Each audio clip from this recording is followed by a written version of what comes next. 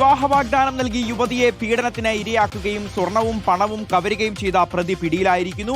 മറ്റൊരു വിവാഹ ശ്രമത്തിനിടെയാണ് ഇയാൾ പിടിയിലായത്. കുര്യാത്തി സ്വദേശി സച്ചിൻ കുമാറിനെ പാലക്കാട് നിന്നാണ് വിഴിഞ്ഞം പോലീസിന്റെ പ്രത്യേക അന്വേഷണ സംഘം പിടികൂടുന്നത്. 2022 പാലക്കാട് സ്വദേശിനിയായ യുവതിയെ വിവാഹ വാഗ്ദാനം നൽകി പീഡിപ്പിക്കുകയും സ്വർണവും പണവും ഇയാൾ കവരുകയുമായിരുന്നു. ഗോകുൽനാഥ് വിവരങ്ങൾ നൽകും. ഗോകുൽ, അപ്പോൾ ഇയാളൊരു സ്ഥിരം വിവാഹ തട്ടിപ്പ് വീരനാണല്ലേ?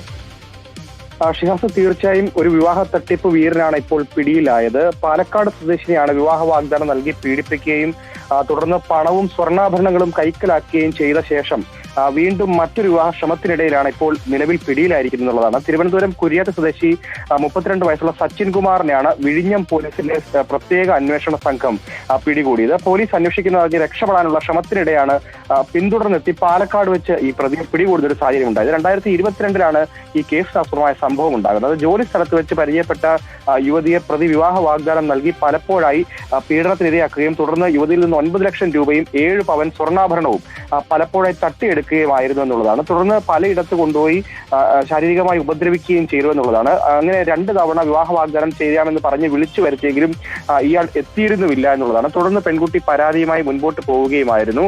ഈ പലപ്പോഴും പരാതിയുമായി മുൻപോട്ട് പോകുന്ന ഘട്ടത്തിൽ തിരികെ തിരുവനന്തപുരത്ത് എത്തുകയും പിന്നീട് പാലക്കാടേക്ക് മടങ്ങുകയുമായിരുന്നു. അതിനിടെയാണ് ഇന്ന് പാലക്കാട് വെച്ച് പോലീസ് ഇയാളെ കസ്റ്റഡിയിൽ എടുത്തത്. ഗോകുൽനാഥാണ് ഈ വാർത്തയുടെ വിവരങ്ങൾ നൽകിയത്.